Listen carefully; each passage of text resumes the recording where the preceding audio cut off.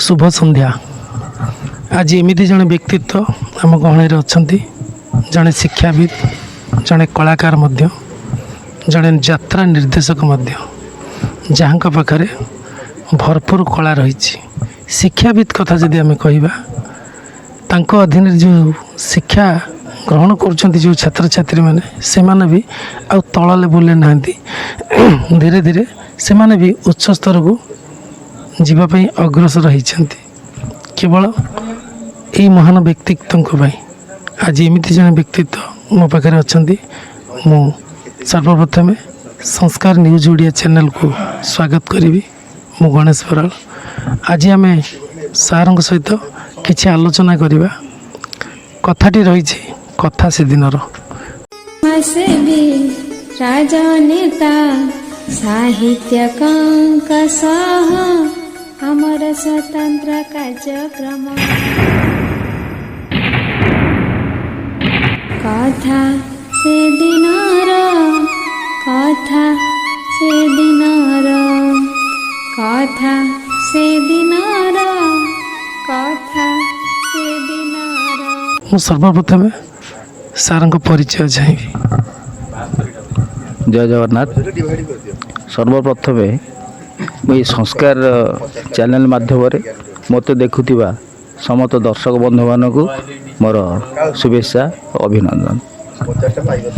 Sir आपणकर कला क्षेत्र में आपण आगु आगु अनेक आगु जाइछंती केते संघर्ष करिसेंती नहीं कला क्षेत्र में आगु जावाई तो बहुत संघर्ष करा पड़े। नहीं एते संघर्ष जे कि मु चिंता करुच्ची बर्तमान सीढ़ी जदि आपणकर 8टा स्टेप थाए मु बर्तमान 2-1-2-1-2 रे चढ़िया चेष्टा करुच्ची। तेणु कलापाई मो बहुत किसी आगू जावाक अच्छी एवं से आगू जावाई मु बहुत संघर्ष भी करुच्ची एवं से लड़ाई जारी रखी एवं निश्चय आगू ही जीवी बोली मोर आशा। जे गोटे पटे आपणकर शिक्षागत कार्यक्रम आपण जड़े शिक्षक हिसाब से गोटे महाविद्यालय रे चाकरी करुँच। द्वितीय पक्षरे आपण जड़े निर्देशक जड़े यात्रा जीवन बीतेवाई चाहते से किसी असुविधा हुए आपन को कष्ट लगे दुईटा जाक जिनस को मैनेज करके आपन शिक्षा विभाग को जीवे सेठू कार्यक्रम सरला आप यात्रा को जीवे ता भीतर आपन ड्रामा जदि गाँ गहली कोटी पड़े ताकू करेंगे सेपटे आरपटे आपन को परिवार बोझ ए सब विषय आपन चिंता कला बेलू आपन कष्ट हुए। बहुत कष्ट हुए बहुत कष्ट हुए माने जितेबाला मु कॉलेज रे थाए मुझे चिंता करे जे मोर हूँ कॉलेजटा हूँ बर्तमान मोर सबकि मु प्रथम मोर कॉलेज को आग ध्यान दिए सेटा 10टा ରୁ 5टा जमती 5टा बाजी जाए तापर से मो मुंड को आसे यात्रा कौटी यात्रा करवा कौटे ड्रामा करवा कौ पिला कही आज तुम आज बही कास्टिंग हम कि कौटे रिहर्सल हम तेणु से भितर मो मुंडा पशि जाए। तेणु कह गले सेमती बोधे मु 24 घंटा भितर पूरा बोधे 4 घंटा 3 घंटा बोधे शुए। जदि रिहर्सल टाइम पड़गला ताले 12टा बाजिज 1टा बाजिज 2टा बाजिज सेमती किसी न था कि बहुत कष्ट हुए। जीवन जीविका उपर आम जे देखा चाहिए शिक्षागत हिसाब से देखिले आपणकर सेठी दरमा थी सी अलग कथा कि यात्रा जो ड्रामा कलावृत्ति की देखिले से आपणकर सेठू किसी इनकम सोर्स अच्छी कि नहीं अच्छी किसी हुए किंतु जोटा कि फुल साटिस्फैक्शन आमको पाऊनु किंतु सम्मान टी आम पाऊ यहाँ निराट सत्य। तापर जेहेतु गोटे शिक्षानुष्ठान मु गोटे आमर सिनियर इंस्टीट्यूट ऑफ टेक्नोलॉजी तार मो अकाउंट ऑफिसर अच्छी सेटू मो सैलरी पाए सेटा हूँ मोर परिवार भरण पोषण। तापर ये जो यात्रा करवा कि ड्रामा कौटी जाई करवा कि जहाँ भी हो मो जो कलाटी करे सेटा को मो मोर गोटे शौकीन बोली चिंता करे एवं से किसी पैसा मिले मु मना करूनी किसी पैसा मिले जोटा कि मोर आत्मसम्मान रखा से 5 वर्ष 6 वर्ष कोर्स कंप्लीट कली तापर सेठू कलार निशाटा मो प्रति आगे आसला ଆଉ ସେଇଠୁ ତାପରେ କ'ଣ ହେଲା ତ ଖାଲି ସେମିତି ଚାଲିଲା ମାନେ ମନ ଭିତରେ ଖାଲି ରହିବ କେଉଁଠି କଳାଟା ସେଠି ଗୋଟେ ଆଗ୍ରହ ମୋର ଉପରେ ପଶିଲା ମୁଣ୍ଡରେ ଆଉ। ଯେ କଳାକାରମାନେ ଯାତ୍ରା ଲାଇନ୍ କି ଗଲା ପରେ ସେଠି ଯାତ୍ରାର ଯେଉଁ ଆର୍ଟିଷ୍ଟ ମାନେ ଅଛନ୍ତି, ଯାତ୍ରାର ମ୍ୟାନେଜର ଅଛନ୍ତି, ମାଲିକ ଅଛନ୍ତି, ସେମାନଙ୍କ ସଂସ୍ପର୍ଶରେ ଆସିଲା ପରେ ଯେ ଆମେ ଯେତିକି ଜାଣିଛୁ କଳାକାରମାନେ ସାଧାରଣତଃ ଲଭ୍ ମ୍ୟାରେଜ୍ କରନ୍ତି। କୌଣସି ମହିଳା କଳାକାରଙ୍କ ସହିତ ସଂସ୍ପର୍ଶରେ ଆସିଲା ପରେ ଯେ ଆପଣଙ୍କର ଆରେଞ୍ଜ ମ୍ୟାରେଜ୍ ନା ଲଭ୍ ମ୍ୟାରେଜ୍ ହେଇଥିଲା? ନାଇଁ ନାଇଁ ମୋର ଆରେଞ୍ଜ ମ୍ୟାରେଜ୍, ମୋର ଲଭ୍ ମ୍ୟାରେଜ୍ ନୁହଁ। ମୋର ଏଇ ଯାତ୍ରା କାମ କରିବା ପୂର୍ବରୁ ମୋର ମ୍ୟାରେଜ୍ ହେଇଯାଇଛି।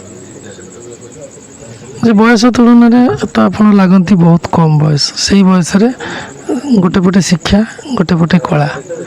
ଏଇ କଳା ଆଉ ଶିକ୍ଷା ଦୁଇଟାକୁ ମ୍ୟାନେଜ୍ କରି ଆପଣ ବହୁତ କଷ୍ଟ କରନ୍ତି, ଆପଣ ମ୍ୟାନେଜ୍ କରିବାରେ ସକ୍ଷମ ହୁଅନ୍ତି। ଯେ ଏଥିପ୍ରତି ପରିବାର ତରଫରୁ ସହଯୋଗ ମିଳେ କି ଆପଣଙ୍କ? କି ସେ ଗୋଟେ ନିଜକୁ ସେ ପ୍ରାଉଡ଼ ମନେ କରେ। ତାପରେ ମୋ ଧର୍ମପତ୍ନୀ ସିଏ ମଧ୍ୟ ସେ ଏମିତି ଗୋଟେ ଧର୍ମପତ୍ନୀ ମୋ ହାବୁଡ଼େ ଆସି ପଡ଼ିଛି। ସିଏ ମୋତେ କେଉଁଥରେ ବି ସେ ଅଭାବ ରଖିନି। ମୁଁ ଯେତେବେଳେ ରାତି 12ଟା, 1ଟା, 2ଟା, 3ଟା ରାତିରେ ଘରକୁ ଯାଏ କି କୌଣସି କାମ କଲେ ଲେଟ୍ କରେ, ସିଏ ତା'ର ସଂସାରଟାକୁ ମ୍ୟାନେଜ୍ ଠିକ୍ସେ କରିନିଏ। ସେଥିପାଇଁ ମୋତେ କୌଣସି ଅସୁବିଧା ହୁଏନି। ଖାଲି ଯେତେବେଳେ ଯାହା ଦରକାର ପଡ଼େ ଫୋନ୍ଟା କରିଦିଏ ଯେ ଏଇ କାମଟା ଆଜି ହେବ, ଏମିତି ହେବ, ଏଇଆ କରିବା, ସେଇଆ କରିବା। ହଁ, ଆଉ ମୁଁ କିନ୍ତୁ ପ୍ରକୃତରେ ସଂସାର ଚଳେଇଲା ଭଳିଆ କି ସେମାନଙ୍କୁ ମ୍ୟାନେଜ୍ କଲା ଭଳିଆ ସମୟ ଠିକ୍ସେ ଦେଇପାରୁନାହିଁ। ଆଉ ସେଥିପାଇଁ ମୁଁ ଧନ୍ୟବାଦ ଦେଉଛି ମୋ ମା ଏବଂ ମୋ ଧର୍ମପତ୍ନୀ। ପରିବାର କହିଲେ କିଏ? ମା, ଧର୍ମପତ୍ନୀ, ପିଲାମାନେ? ଆଉ 2ଟି ଝିଅ। ଗୋଟେ ଝିଅ ଏବେ ମେଟ୍ରିକ୍ ଏକ୍ଜାମ୍ ଦେଇଥିଲା, ପାସ୍ କରିଛି। ଆଉ ଗୋଟେ ସେ ଛୋଟ ଝିଅ ମୋର, ସିଏ ହେଉଛି ଷ୍ଟାଣ୍ଡାର୍ଡ଼ 3ରୁ ଏବେ 4କୁ ଗଲା, ସେ ଜାଭିୟରରେ ପଢ଼ୁଛି। 2ଟି ଝିଅ ମୋର ଭଲ ପାଠ ପଢ଼ନ୍ତି। ମୁଁ ସେମାନଙ୍କ ପାଇଁ ସବୁକିଛି କରେ। ବର୍ତ୍ତମାନ ଆପଣ ସିରିଏଲରେ ବି ଅଭିନୟ କରିଛନ୍ତି, ଓଡ଼ିଆ ସିରିଏଲ ଚଳଚ୍ଚିତ୍ରରେ ଅଭିନୟ କରିଛନ୍ତି, ଯାତ୍ରାରେ ବି ଅଭିନୟ କରିଛନ୍ତି। କୌଣସି ଗାଁ ଗହଳି ଅଞ୍ଚଳରେ ଯଦି ଡ୍ରାମା ଆପଣ ନିର୍ଦ୍ଦେଶକ ହିସାବରେ ଯାଇକି ସେ ଜାଗାରେ ମଧ୍ୟ ମଞ୍ଚରେ ଆପଣଙ୍କର ଅଭିନୟ କରିବା ଆମେ ଦେଖିବାକୁ ମିଳିଛି। ଯେ ଆପଣ ଯଦି ଚାହିଁବେ, ବର୍ତ୍ତମାନ ଯାତ୍ରା ବହୁତ ଉନ୍ନତି କରିଛି। ଯେ ଯେତେବେଳେ ଯାତ୍ରାରେ ପଇସା ନଥିଲା, କଳାକୁ ଭଲ ପାଇ କଳାକୁ ସମ୍ମାନ ଦେଇ କଳାକାରମାନେ ଯାତ୍ରାରେ ଅଭିନୟ କରୁଥିଲେ। କିନ୍ତୁ ବର୍ତ୍ତମାନ ଯାତ୍ରାକୁ ବ୍ୟବସାୟୀ ବୋଲି କଳାକାରମାନେ ଭାବିଛନ୍ତି। ସେଇ ଯାତ୍ରାରୁ ଯେଉଁ ଇନକମ୍ ହୁଏ, ସେଇ ଇନକମ୍ରେ ସେ ପରିବାର ଭରଣ ପୋଷଣ କରି ଭଲରେ ଅଛନ୍ତି। ଏତେ ପରିମାଣରେ କଳାକାରମାନେ ଯାତ୍ରାରୁ ପଇସା ପାଆନ୍ତି, ସେ ପଇସା ଗୋଟେ କୌଣସି ସରକାରୀ ଚାକିରିଆ ମଧ୍ୟ ତାଠାରୁ କମ୍ ପଡ଼ିଯାଇପାରେ। ଯେ ଏହି କ୍ଷେତ୍ରରେ ଆପଣ ଚାହିଁଲେ କୌଣସି ଅପେରା ପାର୍ଟି, ଯାତ୍ରା ପାର୍ଟିରେ ଯେ ଆପଣଙ୍କୁ ନିୟୋଜିତ କରିକି ଯେ ଆପଣଙ୍କ ସଂସାର ମାନେ ଚଳେଇବା, ଯେ ସେଇଟା ଆପଣ କାହିଁକି ପରମାନେଣ୍ଟଲି ଭାବୁନାହାନ୍ତି? ନାଇଁ, ପରମାନେଣ୍ଟ ମଝିରେ ଭାବିଥିଲି, କିନ୍ତୁ ଏବେ ଆଉ ଭାବିପାରୁନି। ତା'ର କାରଣ ହେଉଛି ଯେ ମୋ ଘରେ କେବଳ ଲେଡ଼ିଜ୍। ଆପଣ ତ ଶୁଣିଲେ ମୋର 2ଟା ଝିଅ, ମୋର ମା, ମୋ ଧର୍ମପତ୍ନୀ। ତେଣୁ ଇଏ ଛୁଆମାନଙ୍କୁ ଛାଡ଼ିକି ଆଉ ରାତିରେ ଏମାନଙ୍କୁ ବାହାରେ ଆମେ ରହିବା 15 ଦିନ, ମାସେ, 2 ମାସ କାଳ ବାହାରେ ରହିବା, ତେଣୁ ନିଜକୁ ଭଲ ଲାଗିବନି। କାହିଁକିନା ସବୁବେଳେ ପାଇଁ ଏଇମାନଙ୍କ କଥା ମନେ ପଡ଼ୁଥିବ। ତେଣୁ ଗୋଟେ ହଠାତ୍ କିନି ରାତିରେ ଗୋଟେ କ'ଣ ଭଲ ମନ୍ଦ ଏଣ୍ଟେନେ କାହାର ଦେହ ମୁଣ୍ଡ କଥା ଯଦି କିଛି କ'ଣ ହୁଏ, ତାହେଲେ ମୁଁ ଯେଉଁଠି ଥାଇବି ମୋ ଘରକୁ ପଳାଇଯିବି। ନାଇଁ, ମୁଁ ପିଲାମାନେ କହିବେ ବାପା ଅଛନ୍ତି, କି ମୋ ବୋଉ କହିବ ନାଇଁ ମୋ ପୁଅ ଅଛି। ସେଥିପାଇଁ ମୁଁ ବର୍ତ୍ତମାନ ଯାତ୍ରା ପାଇଁକି ଯିବା ପାଇଁ ଏବେ ଚାହୁଁନି। କିନ୍ତୁ ଅଫର୍ ଅଛି, ମୋ ପାଖକୁ ଅଫର୍ ମଧ୍ୟ ଆସିଥିଲା, ଯିଏକି ଭଲ ପାର୍ଟି ମଧ୍ୟ ଆସିଥିଲା। କିନ୍ତୁ ମୁଁ ଟିକେ ନିଜକୁ ଠିକ୍ ମନେ କଲିନି ଆଉ। ଧନ୍ୟବାଦ ଦେବି। ଯାହା ହଉ ବିଶ୍ୱନାଥ ପାତ୍ର ସାର୍ ଜଣେ ଯାତ୍ରା ନିର୍ଦ୍ଦେଶକ, ଜଣେ କଳାକାର, ଜଣେ ଶିକ୍ଷାବିତ୍ ମଧ୍ୟ। ସେ ଆଜି ଆମ ଗଣରେ ଉପସ୍ଥିତ ଥିଲେ। ଆମକୁ କିଛି ସମୟ ମଧ୍ୟ ଦେଲେ ବହୁମୂଲ୍ୟ ସମୟ ନଷ୍ଟ କରି ଆମକୁ ଦେଇଥିବାରୁ ମୁଁ କୃତଜ୍ଞତା ଜ୍ଞାପନ କରୁଛି। ପ୍ରଭୁ ଜଗନ୍ନାଥଙ୍କ ପାଖରେ ମୁଁ ଏତିକି ପ୍ରାର୍ଥନା କରୁଛି, ସାର୍ଙ୍କର ଚଲାପଥ କୁସୁମିତ ହେଉ, କଳା ପ୍ରତିରେ ଏଇଭଳି ଅଗ୍ରସର ଗତି କରୁ ଏବଂ ଶିକ୍ଷା କ୍ଷେତ୍ରକୁ ଗଲେ ଯେଉଁ ଶିଷ୍ୟମାନେ ସାର୍ଙ୍କ ପାଖରେ ଅଛନ୍ତି ସେମାନେ ମଧ୍ୟ ସାର୍ଙ୍କଠୁ ଶିକ୍ଷା ଲାଭ କରି ଉନ୍ନତି କରନ୍ତୁ। ପ୍ରଭୁ ଜଗନ୍ନାଥଙ୍କ ପାଖରେ ମୋର ଏତିକି ପ୍ରାର୍ଥନା। ଜୟ ଜଗନ୍ନାଥ, ଜୟ ଜଗନ୍ନାଥ, ଜୟ ଜଗନ୍ନାଥ।